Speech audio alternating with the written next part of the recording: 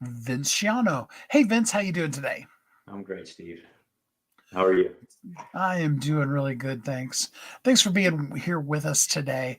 Start off, tell us a little bit about who you are and how you show up in the world. I had a feeling you were going to ask me that question.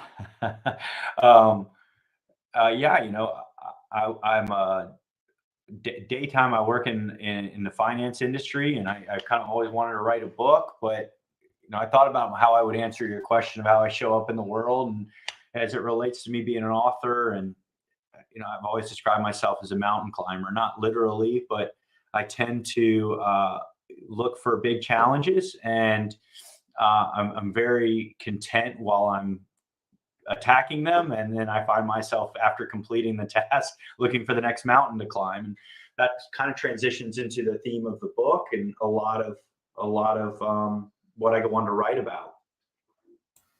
I love that. And the book is called Always Forward.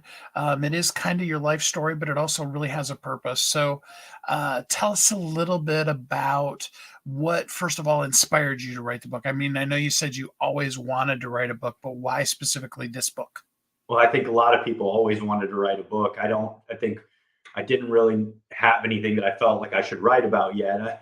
Relatively, I think I'm a little young for writing a book, but um, I did feel like I finally had something positive and powerful to put out in the world, and I was excited to write the book. So the title actually was picked for me a long time ago in a in a kind of a guy's trip to run with the bulls in Spain. And if you look at the cover of the book, you'll see that actually tattooed on my chest. I was going through a period of reformation, a lot of introspection, looking for purpose and big challenges. And we had just gone to run with the bulls. I had a couple of friends that had come with me, and we got back to the States. And a lot of what I just talked about with you, I was, instead of being elated, right, I started to get kind of reach a low point, more like your escape from reality is kind of over. And I think it was then that I started to become reflective and realize that maybe my goals or how I was orienting my life wasn't exactly what should be a priority. And so it started me on a path to paying attention to other opportunities, a lot of things the universe was telling me, and I had the ability to donate my liver to a coworker's daughter, and out of that, a whole new perspective, budding life has kind of immersed me in a million different things. And so I still have that mountain climber mentality, but I probably have more of a sense of purpose and direction, how I want to show up in the world. So that's what the book's about. And it goes on to talk about how I met my wife, became a father, and the recipient ended up having a child of her own, making my coworker a grandfather. So I think I felt, going back, I felt like I had a powerful story to tell. And it just mirrored with me always wanting to write a book. So it's like, okay, maybe this is the time. It's so interesting to me, the whole concept of giving your liver. Tell us a little bit about that.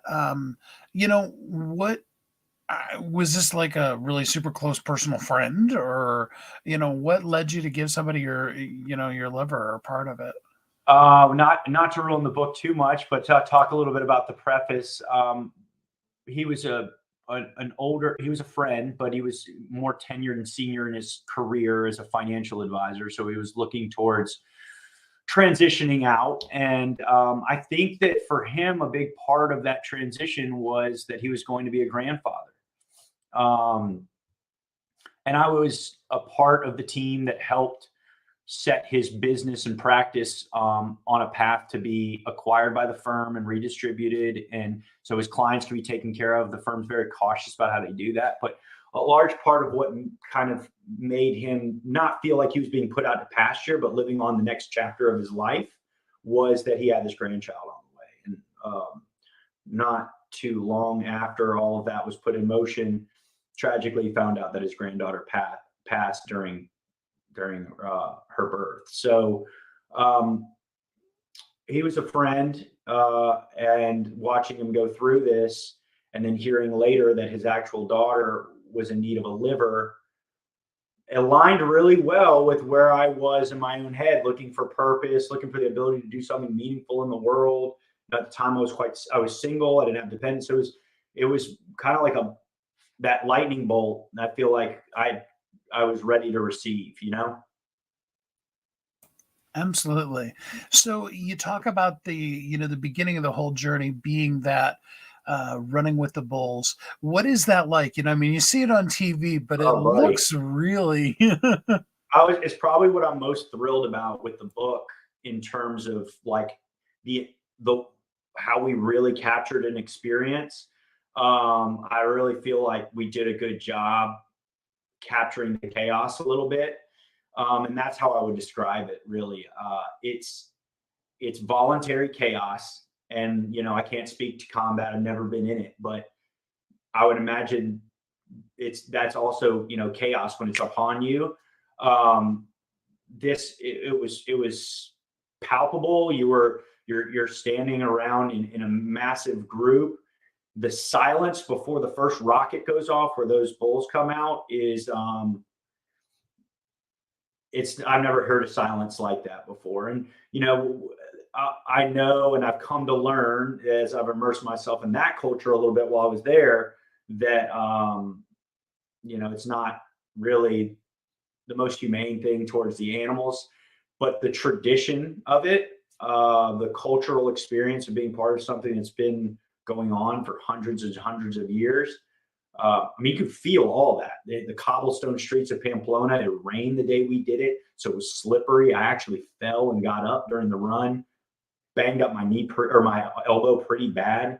Not supposed to get up. It's just you learn a lot about yourself through these through these very, very, very stressful experiences, but exciting, and it's unbelievable. I think the book does a great job capturing it. That's cool. Yeah, like I said, I've seen elements of it on television, but I'm sure it doesn't even come close to capturing what it's like when you've got. I'm a really competitive guy. I had a college roommate briefly in grad school who had a picture of himself running, and it was captured beautifully. It was, mid stride kind of running. And that image was burned in my brain for about 20 years old. And it's just something I always wanted to do. And then I'm very fortunate. I think I heard you talk about abundance in another video, but in my relationships and my friendships, I've been really fortunate. I mean, just very lucky to have a couple people that would just at the drop of a hat go do that with me. So I think that was a big component of what came out of that trip as well. Is afterwards you're sitting in Madrid having some food, and we didn't have a lot. We don't have a lot of money, right? We're backpacking it, figuring it out, and just to have people do that with you, and you have that unbelievable bonding connection that we'll share forever. It's pretty cool, man. It's one of those moments that you're just very grateful for. It's definitely one of those things you do when you're still single and you don't have a wife who's going to come in and tell you, no, you're not going to. Have you been talking to my wife? Did she pay you to say that? Because no, I just had a wife in my life, so I do understand. You're right. I think that she wishes that I was, maybe a little more conservative, but like I said, I'm always looking for the next mountaintop, man. I think that's what living's about.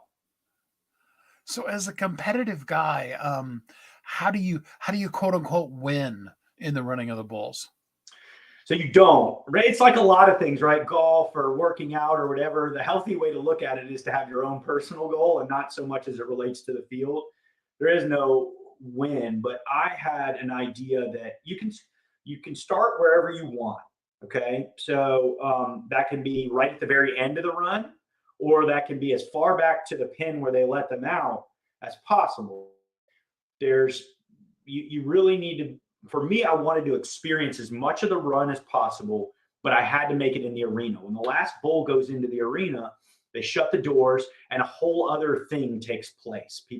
There's an elated celebration for those that made it in, right? And so that was my goal. And so I picked a place far enough back where I could experience kind of the sport of all of it. And, they would rush by, but it would require an accomplishment for me to make it in. And I mean, I almost I almost didn't make it. I came very close. So um, that's kind of how it takes place. We also didn't know that they let the see in all my research. I learned about the run, Dead Man's Curve, every part of it. We walked it the day before. We took it very seriously.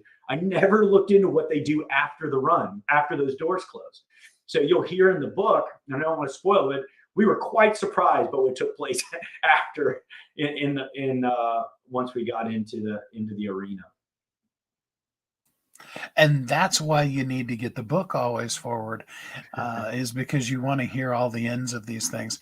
So before we go today, I really do want you to talk about the concept of Always Forward. What does that mean in your life, and how does that, show up in your life every day?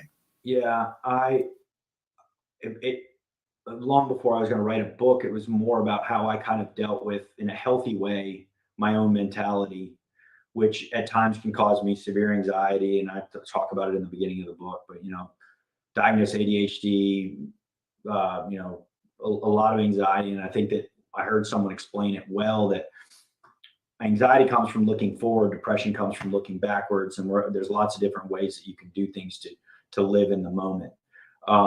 However, I think that the concept that you just keep moving forward, and it's on the back of the book, but got to let go of the plan that you have for your life so you can live the life that you're supposed to. For me, it just means that the foundation's built. I am who I am, and tackle everything, and accept the unknown of what's coming, and embrace it, and just keep moving forward. So um, we've my wife and I now, who I met, this is a perfect example, right? So the reason we titled the book is, I mean, running with the bulls led me to realize that I needed probably more of a life purpose in my day-to-day life. Going on that, going on that journey, having that in the conscious part of your mind, not maybe back in your subconscious, would allow me to look for something more. Mel and I developing that relationship allowed me the ability to do something tremendous. I go on one date with this girl, and she ends up taking care of me while donating my liver, and out of that, the girlfriend felt like an insult, right? I married this unbelievable woman that came out of that experience. As a result, I have, a 9-year old, I immediately instant family, right? She has a 9-year old daughter. So I have my daughter, Whitney. We have a daughter on the way. Mel's daughter ends up having a daughter. So Mel's now a grandfather, retired, living in Brevard. But you can't fathom or know that any of this is going to happen along the way. You got to trust the journey and trust yourself, and kind of there's an optimistic lens that you can adopt as well, and it will help you in times of adversity. So that's my long-winded answer to your short question, but that's what it means, and it's helped me become far more optimistic about things that I'm want to encounter in the future. That's really, really good. So, after a person is done reading the book, and they can get it on Amazon, Always Forward, I'll put the link into our chat right now while we're talking about it. After they're done with it, what would be something that they could do for themselves? Even if they don't do anything else, what would be one thing that they could start doing right now that would make a difference in their life? I think that that's a different answer for everybody, but I certainly think that it never hurts to be optimistic. Someone I worked with once told me, and please don't use the term rich as monetarily rich, but I've never met a rich pessimistic person. And I always thought about that in terms of money, but your ability to control your mindset, or at least, maybe surround yourself with relationships that allow you to be positive or forward thinking and optimistic. I think that there's really no downside to it. Even if bad things end up happening, it's going to give you a positive perspective. And at the end of the day, we all have so little control over the larger scheme of the world. That's one of the main things that you can control. So it's helped me a lot. I do some coaching and talk with some people specifically about what they're going through in their lives, and we can create more targeted exercises in that regard. But gratitude and optimism go a long way. I love that so much. So, before we go, leave us with some words of encouragement, something that we can take into our day as we download for free today, Always Forward. Yeah, look, I never thought myself a family man. I never thought myself a worthy man. I never thought myself an author. I never thought myself, I mean, you could finish those sentences with a lot of things. I ride around with imposter syndrome. I have learned that all these things, we all drive our own car and all these things exist in the car with you. And ideally, they're no longer in the front seat and they don't grab the wheel. And as you continue to practice, you put this stuff in the trunk, but it's always going to be there with you. So um, I put a lot. This took 2.5 years to do. I put a lot of hard work in it. It was very difficult, but I think it's a testament to always forward. You can do it, man. Love it. Do you get Always Forward on Amazon today? Vince, thanks so much for spending some time with us here on the show today. Appreciate you, Steve.